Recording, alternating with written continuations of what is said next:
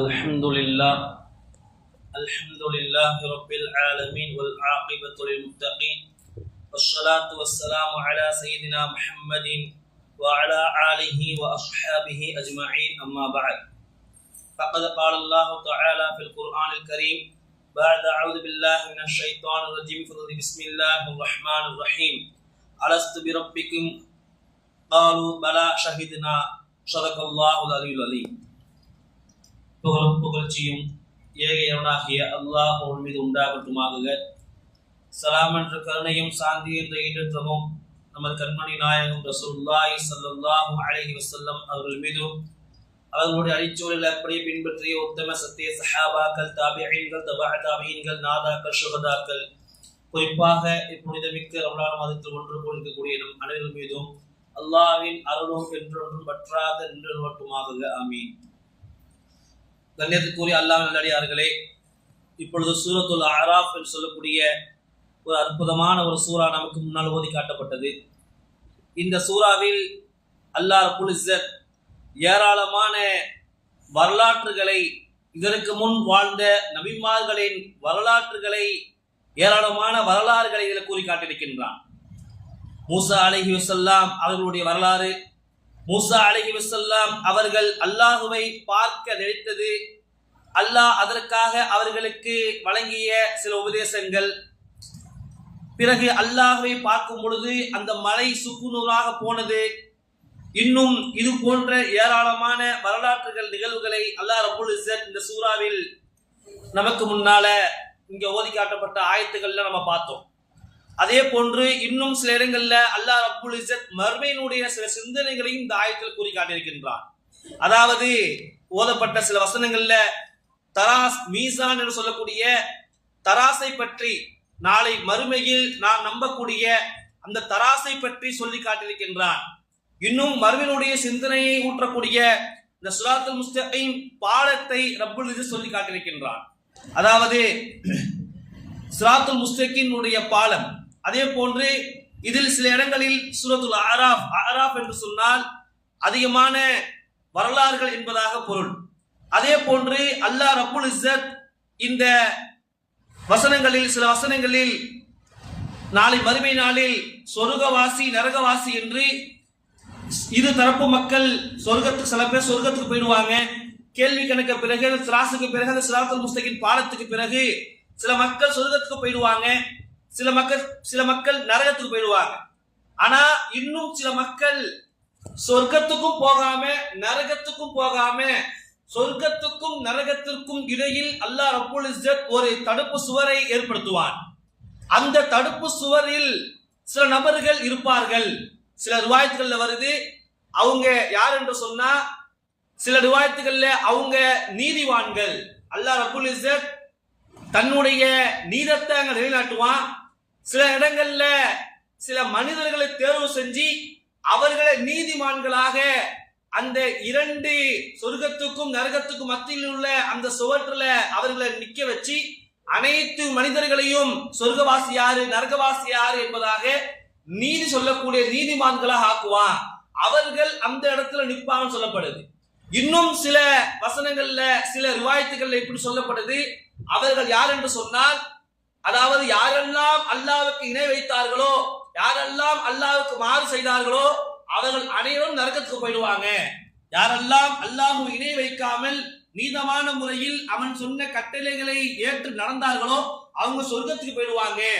இது அல்லாம ஈமான்ல பாதியாக, நாக்கிஸாக, ஈமான்ல குறைபாடாக உள்ள மனிதர்கள் அந்த இரண்டு மதுசோத்துக்கு மத்தியிலும் இருப்பாங்க. இவங்க சொர்க்கத்துக்கும் போக முடியாம நரகத்துக்கும் போக முடியாம அந்த சொர்க்கத்தினுடைய அந்த இதுல நிற்பாங்க என்பதாக சில ரிவாயத்துகள்ல வருது. இப்படியாப்பட்ட சில வசனங்கள் நமக்கு முன்னால ஓதி காட்டப்பட்டுச்சு. அதே போன்று அல்லாஹ் ரப்புல் இஸ்ஸத் இதுல மனிதனுடைய படைப்பை பற்றி சொல்றான். ஹஜ்ரத் ஆதம் அலைஹிஸ்ஸலாம் அவர்களை நாம எப்படி படைச்சோம், அவர்கள் இந்த உலகத்துக்கு எப்படி வந்தாங்க என்பதாக நாம் எல்லாம் அறிஞ்சிருப்போம். அந்த வரலாறுகளை தெக்க தெளிவான முறையில நமக்கு இந்த சூரத்துல் அராஃப்ல சொல்லி காட்டப்பட்டது. அதன் அடிப்படையில ஆதம் அலைஹிஸ்ஸலாம் அவர்களை படைப்பதற்காக வேண்டி மலக்குமாரிடத்துல சொல்றான், இந்த மாதிரி நான் ஒரு மனித சமுதாயத்தை படைக்க இருக்கிறேன் என்பதாக சொல்லும் பொழுதே மலக்குமார்கள் சொல்றாங்க, யா அல்லாஹ், ரத்தத்தை பூமியில் ரத்தத்தை ஓட்டக்கூடிய மனிதனை படைக்க போறியா என்பதாக அல்லாஹ்விடத்துல மலக்குமார்கள் சொல்றாங்க. உடனே அல்லாஹ் ரப்புல் இஸ்ஸத் அந்த ஆதமை படைப்பதற்காக வேண்டி உறுதி எடுத்துட்டான். இப்ப படைப்பதற்கு மண் மூலியமாக படைப்பதாக அல்லாஹ் தேர்வு செய்யறான். இந்த மனிதனை மண்ணால படைக்கணும் என்பதாக அல்லாஹ் தேர்வு செய்யறான். மலக்குமார்களை ரப்புல் இஸ்ஸத் ஒளியால படைச்சான், ஜின்களை நெருப்பால படைச்சான். இப்போ இந்த மனிதர்களை மண்ணால படைப்பதற்காக வேண்டி தேர்வு செஞ்சு இந்த மண்ணை எடுப்பதற்காக பூமிக்கு சில மலக்குமார்களை அல்லாஹ் ரப்புல் இஸ்ஸத் அனுப்புறான். முதல்ல ஒரு மலக்கு அனுப்புறான். அந்த மலக்கு நேரா பூமிக்கு போறாங்க. பூமியில போய் மண்ணை எடுப்பதற்காக கீழே போகும் பொழுது அந்த மண்ணை சொல்லுது, அந்த பூமி சொல்லுது, அஊது பில்லாஹி மின்க அன் ஐ தன்குசு மின்னி, அதாவது அல்லாஹ்விடத்துல நான் பாதுகாப்பு தேடுறேன், அல்லாஹ்விடத்துல நான் பாதுகாப்பு தேடுறேன் என்பதாக, எனக்கு வரக்கூடிய இந்த தீங்கை விட்டு அல்லாஹ்விடத்துல நான் பாதுகாப்பு தேடுறேன் என்பதாக சொன்ன உடனேயே மலக்குமார்கள் எல்லாம் மிகவும் நீதமான்க. அதாவது ஒரு மனிதர் அல்லாஹ்விடத்துல பாதுகாப்பு தேடுறாங்க, இதையும் தாண்டி நாம அதை எடுக்கக்கூடாது சொல்லிட்டு அந்த மலக்கு வெளியே வந்துடுறான். திருப்பி அல்லாஹ்விடத்துல போயிடுறாங்க. அல்லாஹ்விடத்துல போய் இந்த விஷயத்த சொல்றாங்க. திருப்பி இன்னொரு மலக்கு அல்லாஹ் அனுப்புறான். அவங்க போய் அதே மாதிரி அந்த பூமியில மண் எடுக்கும் பொழுது அதே வார்த்தை, உடனே அவங்க அல்லாஹ்விட்ட போயிடுறாங்க. பிறகு மூணாவது ஒரு மலக்கு அனுப்புறான். அந்த மலக்கு நேரா போய் மண் எடுக்க போறாங்க. அதே பூமி இதே வார்த்தையை சொல்லுது, அந்த அல்லாஹ்விடத்திலிருந்து நான் பாதுகாவல் தேடுகிறேன், என்னை விட்டுருங்க என்பதாக சொல்லும் பொழுது உடனேயே அந்த மலக்கு சொல்றாங்க, இது அல்லாஹ்வுடைய கட்டளை, நீ அல்லாஹ்விட்ட பாதுகாப்பு தேடுற சரி, ஆனா அல்லாஹ் எனக்கு கட்டளை இட்டா அந்த கட்டளைக்கு நான் மாறு செய்ய மாட்டேன் என்பதாக சொல்லி அந்த மூணாவது மலக்கு அந்த மண்ணை எடுக்கிறாங்க. அதாவது சொல்றாங்க, முதல்ல போன மலக்கு யார் என்று சொன்னா அது ஜிப்ரீல் அலைஹிஸ்ஸலாம் அவங்க, இரண்டாவதா போன மலக்கு மீகாயில் அலைஹிஸ்ஸலாம் அவங்க, மூணாவதா போனதா அது இஸ்ராயில் அலைஹிஸ்ஸலாம். அதனால தான் உலமாக்கள் சொல்லுவாங்க தஃப்சீர்ல, ஜிப்ரீல் அலைஹிஸ்ஸலாம் அவங்க அன்னைக்கு இந்த பூமி இந்த மாதிரி நான் அல்லாஹ்ட்ட பாதுகாப்பு தேடுறேன்னு சொன்ன உடனே அல்லாஹ்வுடைய கட்டளை என்பதாக சொல்லி அவங்க அந்த மண்ணை எடுத்துட்டு வந்தாங்க. அதனால தான் அல்லாஹ் ரப்புல் இஸ்ஸத் இஸ்ராயில் அலைஹிஸ்ஸலாம் அவங்களுக்கு உயிர் வாழக்கூடிய அந்த பொறுப்பை கொடுத்தான். இதுவே வேற மலக்குகளுக்கு மீகாயிலுக்கோ இஸ்ராயிலுக்கோ இது ஜிப்ரீல் அலைஹிஸ்ஸலாம் அவங்களுக்கு கொடுத்திருந்தா, யாராவது மனிதர் நல்லடியார்கள் அல்லாஹ்விடத்திலிருந்து ஒன்றை பாதுகாப்பு தேடுற என்பதாக அவகாசம் கேட்டிருந்தாங்கன்னா அந்த மலக்கு உடனே இறக்கப்பட்டு விட்டுட்டு வந்துருவாங்க. அதனாலதான் ஜிப்ரீல் அலைஹிஸ்ஸலாம் அவங்கள்ட்டையும் மீகாயில் அலைஹிஸ்ஸலாம் அவங்கள்ட்ட கொடுக்காத இந்த பொறுப்பை ரப்புல் இஸ்ஸத் இஸ்ராயில்கிட்ட கொடுக்குறான். ஏன்னா நான் சொன்ன கட்டளையே அவங்க இரக்கம் காட்டாம செஞ்சுட்டு வந்துட்டாங்க என்பதாக. பிறகு அல்லாஹ் ரப்புல் இஸ்ஸத் இந்த மனிதனை படைப்பதற்காக வேண்டி பல கட்ட மண்ணை எடுக்கிறான். அதாவது கருப்பு கலர்ல, வெள்ளை கலர்ல, சிகப்பு கலர்ல, மிருதுவான கடினமான அனைத்து வகையான மண்களையும் எடுத்து அல்லாஹ் ரப்புல் இஸ்ஸத் என்ன செய்யலாம் அப்படின்னா அந்த மண்ணல்கள் அனைத்திலையும் கலக்கிறான். கலந்து அந்த மண்ணை என்ன செய்யலாம் அப்படின்னா அல்லாஹ் ரப்புல் தண்ணீரை ஊற்றி பசைகிறான். தண்ணீரை ஊற்றி அந்த மண்ணை அல்லாஹ் பிசைஞ்சி அப்புறம் ஒரு சிலையாக ஒரு உருவமாக அது ஆதம் அலைஹிஸ்ஸலாம் படைக்கிறான். இதை நாம விளங்கணும். இந்த உருவத்தை பறக்கிறப்பயே அங்க அந்த இடத்துல அல்லாஹ்வுடைய அந்த இடத்துல பலவிதமான குழப்பங்கள் நடக்குது. சைத்தான் இதை பார்க்கிறான். நம்மள சில பேர் சொல்லுவாங்க, அதாவது இவர் இந்த மண்ணுக்காரு, இவர் இந்த மண்ணுடைய மைந்தர் என்பதாக. இன்னைக்கு பார்க்கலாம், இன்னைக்கு கருப்பு, வெள்ளை, சிகப்பு பல நிறத்துல இருக்கிறாங்க. இதுக்கெல்லாம் காரணம் என்னவென்று சொன்னால் நாம பல நிறம் மண்களால எடுக்கப்பட்டு செய்யப்பட்ட உருவம். அதனாலதான் பல நிறத்துல இருக்கிறோம். இன்னைக்கு நம்மள பல பேர் சொல்லிட்டு இருப்போம், நான் இந்த ஊருக்காரன், நான் இந்த மண்ணுக்காரன்னு. ஆனா நிச்சயமா நம்மளுடைய இறுதி முடிவு நாம எந்த மண்ணுல அடக்கப்படுறோமோ அதான் நம்ம மண்ணு. ஒருத்தர் சவுதியில போய் மகதாயி அங்க அடக்கப்பட்டார் அப்படின்னா அவர் உருவாக்கப்பட்ட மண் அது. ஒருத்தர் இந்தியாவில மரணிச்சார் சொன்னாக்கா அவர் உருவாக்கப்பட்ட, அவர் தயாரிக்கப்பட்ட, அவரு இந்த மண்ணில உருவானார் என்பதாக அர்த்தம் என்பதாக சொல்லுவாங்க. பிறகு அல்லாஹ் ரப்புல் இஸ்ஸத் இந்த மனிதனை உருவாக்கிட்டு தன்னுடைய மலக்கிட்ட சொல்றா, நான் இந்த மாதிரி ஒரு மனிதனை உருவாக்க போறேன், உருவாக்குன பிறகு நான் உருவாக்கிக்கிட்டு அந்த மனிதனை ரூஹ் ஊதுவேன், என்னுடைய ரூஹ நான் ஊதுவேன், சொல்றேன் என்னுடைய ரூஹ நான் ஊதுவேன். ஊதுற பிறகு நீங்க என்ன செய்யணும் அப்படின்னா இந்த மனிதனுக்கு சஜ்தா செய்யணும் சொல்றான். சொல்லிட்டு அல்லாஹ் ரப்புல் இஸ்ஸத் இந்த மனிதனை படைச்சு ஒரு 40 வருட காலங்கள் களிமண்ணாகவே ஒரு மனிதனாகவே நிப்பாட்டி வச்சிருக்கான். அதாவது அல்லாஹ்வுடைய இதில் சொல்லக்கூடிய விஷயம் என்ன அப்படின்னா எந்த ஒரு வஸ்துவையும் எந்த ஒரு தயாரிப்பையும் நம்ம டக்கு செய்யணும்னு ஆசைப்படக்கூடாது. எந்த ஒரு விஷயத்தையும் அவசரப்படக்கூடாது. நிதானமாக பொறுமையாக அல்லாஹ் கற்றுத்தரான். 40 வருட அல்லாஹ் நினைச்சிருந்தானா குன் சொன்னா ஆயிரும். ஆனா 40 வருட காலங்கள் அந்த மனிதனை ஒரு சிலையாக ஒரு மனிதனாக உருவாக்கி அப்படியே வச்சிருக்கிறான். மலக்குமாரெல்லாம் பார்த்துட்டு போறாங்க. இப்லீஸ் பார்க்கிறான். மத்த மலக்கெல்லாம் இது எப்படி வரப்போகுதுன்னு தெரியலையே, அல்லாஹ்வுடைய படைப்பு எப்படி இருக்க போகுது என்று தெரியலையே, எப்படி செயல்பட போகுது என்று தெரியலையே என்பதாக யோசிக்கிறாங்க. ஆனா ஷைத்தான் இப்லீஸ் என்ன யோசிக்கிறானா, பொறாமைப்படுறான். இது ஒருவேளை நம்மளை விட சிறந்த படைப்பாக இருக்குமோ, இது நம்மளை விட ஒரு சிறந்த படைப்பு அல்லாஹ் படைச்சிருவானோ என்பதாக பொறாமைப்படுறான். பிறகு அல்லாஹ் ரப்பல் இஸ்ஸத் அந்த மனிதனை தன்னுடைய ரூஹ ஓதுறான். தன்னுடைய ரூஹ அந்த மனிதனுக்கு ஊதுறான். எப்படின்னா தலையிலேன்னு ஊதுறான். அப்போ அந்த அல்லாஹ்வுடைய ரூஹ் தலையிலேன்னு அப்படி கண்ணுக்கு வருது. ஹஜ்ரத் ஆதம் அலைஹிஸ்ஸலாம் அவங்க பாபா ஆதம் அலைஹிஸ்ஸலாம் அவங்க முதலாக சொர்க்கத்தை பார்க்கறாங்க. அந்த கண்களால கண் ஊதப்பட்டவனே கண் திறக்குது, சொர்க்கத்தை பார்க்கறாங்க. பிறகு வாய்க்கிட்ட அந்த ரூஹ் வரப்ப ஆதம் அலைஹிஸ்ஸலாம் அவங்க தும்புறாங்க. உடனே அல்லாஹ் ரப்பல் இஸ்ஸத் இர்ஹமுக்குமுல்லாஹ் என்பதாக ஓதுனான். பிறகு அந்த உயிர் அப்படியே கொஞ்சம் கொஞ்சமாக வயிற்று பகுதிக்கு வந்த உடனேயே அந்த ரூஹ் என்ன செய்யுது அப்படின்னா, ஷைத்தான் இதுக்கு முன்னாடியே அந்த உருவத்தெல்லாம் பார்க்கறான். பார்த்துட்டு இதுக்கு என்ன ஒரு வயிறு ஒன்று இருக்குதே, அப்போ நிச்சயமாக இந்த மனிதன் தன்னை கட்டுப்படுத்த மாட்டான் என்பதாக ஷைத்தான் முன்னாடி வழங்கிட்டான். இந்த உருவத்துக்கு வயிறு இருக்குது, எதுக்கு வயிறு இருக்குதோ அது தன்னை கட்டுப்படுத்தாது என்பதாக வழங்கிடுறான். அதே போன்று அல்லாஹ் ரப்பல் இஸ்ஸத் ரூஹ ஊதுற உடனே அந்த ரூஹ் அப்படியே தலையிலே கீழே வருது. வயிற்றுக்கு வந்த உடனேயுமே அந்த ரூஹ் சொல்லுது, எனக்கு சாப்பிட கொடுங்க. அங்க எதுக்கு ஒரு கோதுமை செடி இருக்குது, அதை பார்த்துட்டு ஏதோ ஒரு செடியை பார்த்துட்டு சொர்க்கத்தில் உள்ள செடியை அந்த தாவரங்களை பார்த்துட்டு எனக்கு அதை சாப்பிட கொடுங்க என்பதாக கேட்கும் பொழுது அல்லாஹ் ரப்பல் அவசரப்படாத.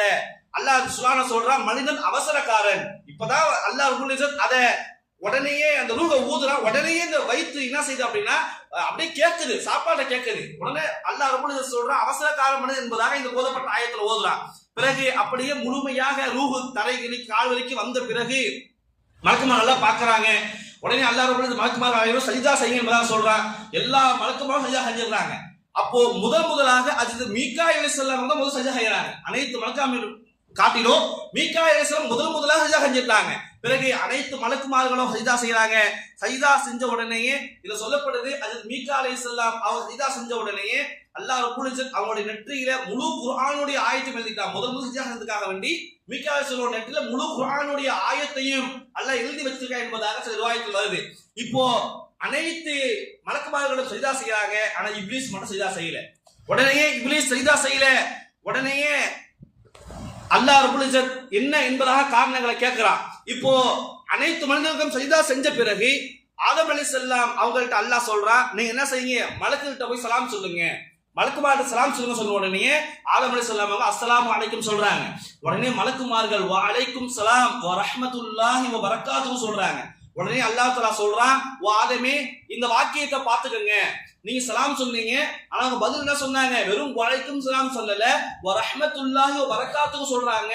நீங்களும் சலாத்தை இந்த மாதிரி சொல்லுங்க. சலாத்தை வெறும் அல்லாஹ்வுடைய சலாம் மட்டும் கேட்காதீங்க, அவனுடைய ரஹ்மத்தையும் அவனுடைய பரக்கத்தையும் கேளுங்க என்பதாக இந்த வாக்கியத்தை அல்லாஹ் ரப்பல் இஸ்ஸத் ஹஜ்ரத் ஆதம் அலைஹிஸ்ஸலாம் அவங்களுக்கு ஞாபகம் ஊட்டுறான். பிறகு இந்த சைத்தான் இடத்துல வரான், ஏன் நீ சஜ்தா செய்ய மாட்டேங்கிற என்பதாக கேட்கும் பொழுது சைத்தான் சொல்றான், நான் நெருப்பால படைக்கப்பட்டவன், மனிதனோ அவன் மண்ணால படைக்கப்பட்டவன், நான் எப்படி அவன் சஜ்தா செய்வேன்?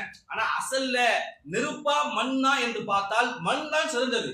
ஏன்னா மண் என்ன செய்யும் அப்படின்னா தாவரங்களை உருவாக்கும், புற்பூட்டுகளை முளைக்க செய்யும். ஆனா நெருப்பு என்பது அழிக்கக்கூடியது. அதை விளங்காம அவன் சொல்றான், நான் நெருப்பால படைக்கப்பட்டவன், நான் பெரிய ஆளு, ஏன்னா இந்த மண்ணோ அது மண்ணு, அவனுக்கு நான் எப்படி சஜ்தா செய்வேன் என்பதாக சொல்றான். உடனே அல்லாஹ் ரப்பல் இஸ்ஸத் நீ என்ன செய்யி, இந்த இடத்துல நிக்காத, நீ போயிடு என்பதாக சொன்ன உடனேயே அல்லாஹ் தஆலா சாப விட்டு இந்த இடத்துல நிக்காத, நீ போயிடுன்னு சொல்றான். உடனே அந்த சைத்தான் சொல்றான், இப்லீஸ் சொல்றான், எனக்கு சில அவகாசங்களை கொடு, எனக்கு சில அவகாசம் கொடு என்பதாக சொல்லும் பொழுது அல்லாஹ் ரப்பல் இஸ்ஸத் அவகாசத்தை கொடுக்கிறான். எந்த அளவுக்கு அல்லாஹ் அவகாசத்தை கொடுத்துருக்கான் அப்படின்னு சொன்னாக்கா, இந்த கியாமத் நாள் வரும் பொழுது முதல் சூறு ஊதும் வரை இந்த சைத்தான் இந்த இப்லீஸ் இந்த உலகத்துல இருப்பான். முதல் சூறு ஊதும் வரைக்கும் இந்த இப்லீஸ் இந்த இதுல இருப்பான். பிறகு அந்த இப்லீஸ் என்ன செய்யறான் அப்படின்னா, அந்த அல்லாஹ் ரப்பல் இஸ்ஸத் பார்த்து சொல்றான், நான் இந்த மனிதனை வழிகெடுப்பேன், இந்த மனிதனை நான் என்ன செய்வேன், வெளிக்கெடுப்பேன், அவனுடைய முன்பக்கம் பின்பக்கம் வலதுபுறம் இடதுபுறம் அனைத்து புறத்திலிருந்து வெளிக்கெடுப்புன்னு சொல்றான். இதுல தஃசீர்ல எழுதுறாங்க, முன் பக்க வழிகெடுப்பு என்று சொன்னா அவனுக்கு நான் உலகத்துடைய விஷயங்கள்லாம் காட்டுவேன், அவனுக்கு பின்னால் இருந்து வழிகெடுப்புன்னு சொல்றான். அப்படின்னா நான் அவனுக்கு ஆகிரத்துடைய விஷயங்களை மறக்க செய்வேன், மறுமையினுடைய சிந்தனையை விட்டு அவனை தூரமாக்குவேன், நான் அவனை வலப்பக்கத்திலிருந்து கெடுப்புன்னு சொல்றான். அதாவது நல்ல காரியங்கள், தொழுகைகள், இபாதத்துகள் செய்யும் போது சைத்தான் வருவான். இதெல்லாம் சைத்தான் சொல்லக்கூடிய வார்த்தைகள் குர்ஆன்ல இன்னைக்கு ஓதப்பட்டுச்சு.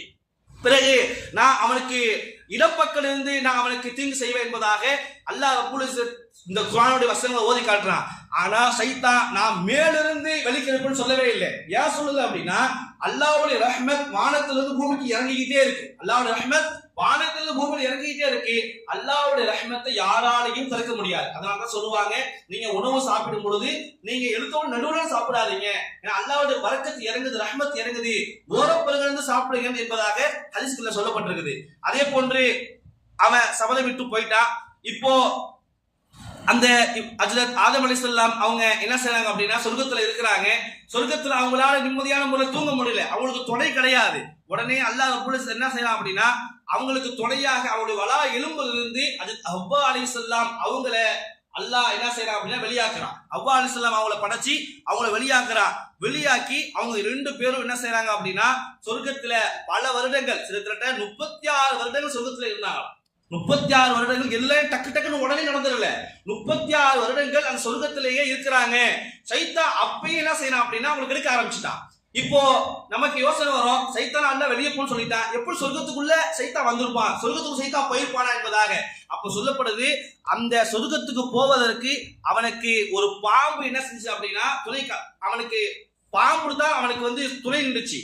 ஒரு பாம்பு தோற்றத்துல ஒரு பாம்பின் மீது அந்த ஷைத்தான் உள்ள வந்து ஹஜ்ரத் ஆதம் அலைஹிஸ்ஸலாம் அவங்களையும் ஹவ்வா அலைஹிஸ்ஸலாம் அவங்களையும் பல விதமான கட்டத்துல அவங்க என்ன செய்யறான் அப்படின்னா எப்படியாவது வழி கிடைக்கணும் என்பதாக வழி கிடைக்கிறான். அல்லாஹ் ரப்பல் இஸ்ஸத் அந்த சொர்க்கத்துல, நீங்க இந்த சொர்க்கத்துல உண்டு பரங்க போய் எல்லாமே செய்யுங்க, ஆனா ஒரே ஒரு செடியை மட்டும் சாப்பிடக்கூடாது, அது கோதுமை செடின்னு சொல்லப்படுது. அந்த ஒரே ஒரு செடியை மட்டும் நீங்க கிட்டவே போகாதீங்கன்னு சொல்றான். ஆனா ஷைத்தான் என்ன செய்யறான் அப்படின்னா பலவிதமான கட்டத்துல சூழ்ச்சி செஞ்சு அவன் கடைசியில இப்படி ஒரு வார்த்தைகளை சொல்றான், அல்லாஹ் மீது ஆணையா நான் சொல்றேன், அல்லாஹ் மீது சத்தியமா சொல்றேன், அந்த செடி இருக்குது, அந்த செடியுடைய அந்த பலவிதமான ஆசைகளை சொல்றான், அந்த செடியை நீங்க சாப்பிட்டு நீங்க மலக்காயிடுவீங்க, நீங்க மலக்காயிட்டீங்கன்னா நிரந்தரமா இங்கே இருப்பீங்க, அந்த செடியை சாப்பிடக்கூடாது, அல்லாஹ் நீங்க மலக்காயிடுவீங்களோ அல்லாஹ் பக்கம் நெருங்கிடுங்களோ என்ற பயத்துலதான் அல்லாஹ் ரப்பல் இஸ்ஸத் உங்களை அந்த செடி சாப்பிடா சொல்லியிருக்கான்னு சொல்லிட்டு பலவிதமான ஆசை வார்த்தைகளை காட்டி வேற வழி இல்லாம அந்த செடியின் பக்கம் நெருங்கிட்டாங்க. உலமாக்கள் சொல்றாங்க, அந்த செடியை சாப்பிடுவதற்கு ஹஜ்ரத் ஹவ்வா அலைஹிஸ்ஸலாம் அவங்க ரொம்பவும் என்ன செஞ்சாங்க அப்படின்னா நம்பிட்டாங்க. நம்பி ஆதம் அலைஹிஸ்ஸலாம் அவங்கள நீங்க போய் சாப்பிடுங்க எடுத்துருங்க என்பதாக ரொம்ப அவங்க சாஞ்சனாலதான் சொல்லப்படுது. இன்னைக்கு பிரசவத்துல இந்த தாய்மார்களுக்கு வெளி வருவதற்கு காரணம் யார் என்று சொன்னா ஹஜ்ரத் ஹவ்வா அலைஹிஸ்ஸலாம் அவங்க அந்த செடியை சாப்பிடுவதற்கு ரொம்ப அதிகமா தூண்டுனாங்களாம். ரொம்ப ஆசை வார்த்தைகளை சைத்தான் சொல்வதை நம்பி அவங்க தூண்டனாலதான் அது ஆதம் அலைஹிஸ்ஸலாம் செடி எடுத்தாங்க. உடனே அந்த செடியை சாப்பிட்ட உடனேயே அல்லாஹ் ரப்பல் இஸ்ஸத் நான் உங்களை அது பக்கம் நெருங்காத சொன்னேன், நான் நீங்க நெருங்கிட்டீங்க. அல்லாஹ் ரப்பல் இஸ்ஸத் சொல்றான், அதாவது ஹதீஸ்கள்ல சொல்றாங்க, ஹஜ்ரத் ஆதம் அலைஹிஸ்ஸலாம் அவங்க ஹவ்வா அலைஹிஸ்ஸலாம் அவங்களும் சொர்க்கத்துல அவங்க எந்த ஒரு ஆடையும் இல்லாம தான் இருந்தாங்க. எப்போ இவங்க இந்த செடியை சாப்பிட்டாங்களோ, செடியை சாப்பிடுவதற்கு முன்பு வரை அல்லாஹ் ரப்பல் இஸ்ஸத் அவங்களுடைய மறைவிடங்களை ஒரு ஒளியை கொண்டு அல்லாஹ் ரப்பல் இஸ்ஸத் அவங்க மறைச்சு வச்சிருந்தான், ஒரு ஒளியை கொண்டு மறைச்சிருந்தான். எப்போ அல்லாஹ்வுடைய கட்டளைக்கு மாறு செஞ்சாங்களோ அவங்களுடைய மறைவிடங்கள் தெரிய ஆரம்பிச்சிருச்சு. உடனே சொர்க்கத்துல உள்ள அத்தி செடிகளை போன்ற பல செடிகளை எல்லாம் என்ன செஞ்சாங்க அப்படின்னா பறிச்சு அவங்க மறைச்சிக்கிட்டாங்க.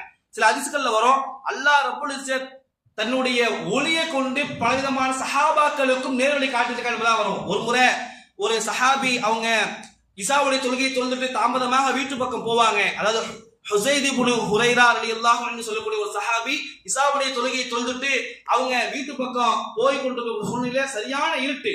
அப்போ அல்லாஹ் ரப்பல் இஸ்ஸத் அவங்களுக்கு ஒளியை கொண்டு அல்லாஹ்வுடைய அந்த ஒளியை கொண்டு வெளிச்சத்தை காட்டணும்னு சொல்லப்படுது. அதே போன்று அவங்களுக்கும் அல்லாஹ் ரப்பல் இஸ்ஸத் அந்த மறைவிடத்தை ஒளியை கொண்டு மறைச்சிருந்தா என்னைக்கு அல்லாஹ்வுடைய கட்டளைக்கு மாறு செஞ்சாங்களோ அந்த ஒளி அவங்கள்ட்ட போயிடுச்சு. இளைத்தலையில கொண்டு அவங்க உடலை மறைச்சிக்கிட்டாங்க. உடனே அல்லாஹ் ரப்பல் ஆலமீன் என்ன செய்யறான் அப்படின்னா ஹஜ்ரத் ஆதம் அலைஹிஸ்ஸலாம் அவங்களையும் ஹஜ்ரத் ஹவ்வா அலைஹிஸ்ஸலாம் அவங்களையும் இந்த உலகத்துல இறக்குறான். எங்க இறக்குனா அப்படின்னா ஹஜ்ரத் ஆதம் அலைஹிஸ்ஸலாம் அவங்கள அதிகமான ரிவாயத்துல வந்திருக்குது இந்தியாவின் மண்ணில் தான் இறக்குனான். இந்தியாவின் பக்கம் தான் ஹஜ்ரத் ஆதம் அலைஹிஸ்ஸலாம் அவங்க முதல்ல இறங்குனாங்க. ஹஜ்ரத் ஹவ்வா அலைஹிஸ்ஸலாம் ஜித்தால சவுதி அரேபியா இருக்கக்கூடிய ஜித்தால இறங்குனாங்க. ஜித்தா என்று சொன்னா பார்ட்டின்னு அர்த்தம். அதனால தான் அங்க ஜித்தான் பேர் வந்துச்சு. ஹப்பா அலைஹிஸ்ஸலாம் அவங்க அந்த ஜித்தால போய் இறங்கிட்டாங்க. இப்போ 2 நபர்களும் அல்லாஹ்விடத்துல தௌபா செய்றாங்க, பலவிதமான தௌபா செய்றாங்க. ஒரு கட்டத்துல அல்லாஹ்விடத்துல ரப்பனா ظلمنا انفسنا وان لم تغفر لنا وترحمنا لنكون من الخاسرين என்பதாக இந்த துஆவை ஓதுன உடனேயே அல்லாஹ் ரப்பல் இஸ்ஸத் உடனே அவங்க 2 பேர்த்தையும் மன்னிச்சிட்டு சொல்றான், நீங்க என்ன செய்யுங்க, உடனடியாக எனக்கு ஒரு இறை இல்லத்தை கட்டுங்க என்பதாக சொல்லி நீங்க மக்காவின் பக்கம் போங்கன்னு சொல்றான். உடனே ஆதம் ஸல்லல்லாஹு அவங்க இந்த இந்தியாவுடைய மண்ணில இருந்து மக்கான் பக்கம் போறாங்க. அது ஹப்பா அலைஹிஸ்ஸலாம் அவங்க ஜித்தால இருந்து மக்கான் பக்கம் போறாங்க. இவங்க 2 பேருமே வேற ஒரு திசையில இருக்கிறாங்க. இந்த 2 பேருமே சந்திச்ச இடம் தான் அரஃபா. இந்த 2 பேரும் சந்திச்ச இடம் தான் அரஃபா. அரஃபா என்று சொன்னால் அறிமுகம் ஆகுதல் அர்த்தம். இதனால தான் அங்க அரஃபான் பேர் வந்துச்சு. அரஃபால 2 பேருமே அறிமுகம் ஆயிக்கிறாங்க. பிறகு மக்காவுக்கு போய் அல்லாஹ் ரப்பல் இஸ்ஸத்துக்காக வேண்டி ஒரு இறை இல்லத்தை கட்டுறாங்க. இறை இல்லத்தை கட்டி அங்கே அல்லாஹ் வணங்குறாங்க. பிறகு 2 நபர்களும் அன்னைக்கு அவங்க குழந்தைகளை பெற்றெடுக்கிறாங்க. ஒவ்வொரு பிரசவத்திலும் அவங்களுக்கு 2 குழந்தைகள் பெற்றுச்சு. ஒவ்வொரு பிரசவத்திலும் ஒரு ஆண் குழந்தை ஒரு பெண் குழந்தை. இப்போ அல்லாஹ் ரப்பல் இஸ்ஸத் கட்டளையிடுறான், ஒரே பிரசவத்துல பிறந்த அந்த ஆண் பெண் குழந்தைகள் திருமணம் செய்யக்கூடாது. ஒரே பிரசவத்தில் பிறந்த அந்த ஆண் பெண் குழந்தைகள் திருமணம் செய்யக்கூடாது சொல்றான்.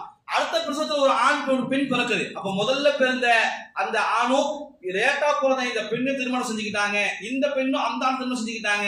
இவ்வாறாகவே இந்த உலகத்துல ஆதம் அலைஹிஸ்ஸலாம் அவங்க ஏராளமான சந்ததிகளை உருவாக்கி பலவிதமான நபிமார்களும் பலவிதமான சுகதாக்களும் பலவிதமான மனிதர்களும் இன்று வரை நம்ம வந்திருக்கோம். இன்னும் ஏராளமான விஷயங்களை அல்லாஹ் ரப்பல் இஸ்ஸத் இந்த குர்ஆனுடைய வசனத்துல சூரத்துல் அஅராஃப்ல சொல்லி காட்டியிருக்கின்றான். சொல்வதற்கு இன்னும் அதிகமான விஷயங்கள் இருக்குது. நேரம் ஆகிவிட்ட காரணத்தினால இன்ஷா அல்லாஹ் இதனுடைய அனைத்து சம்பவங்களையும் நாம என்ன செய்யணும் அப்படின்னா சூரத் தர்ஜுமால நம்ம பார்க்கணும். பார்த்து சம்பவங்களை எல்லாமே தெரிஞ்சுக்கணும். தஃசீர்களை ஏராளமான புத்தகங்களை படிச்சு தெரிஞ்சுக்க ஆசைப்படணும். இன்னும் ஏராளமான சம்பவங்கள் அல்லாஹ் சொல்றான். அந்த சம்பவங்களை நாம கற்று படிப்பினை பெற்று ஈரோடையிலும் வெற்றி பெறக்கூடிய பாக்கியத்தை ரப்பல் இஸ்ஸத் நம்ம அனைவருக்கும் தந்தருள்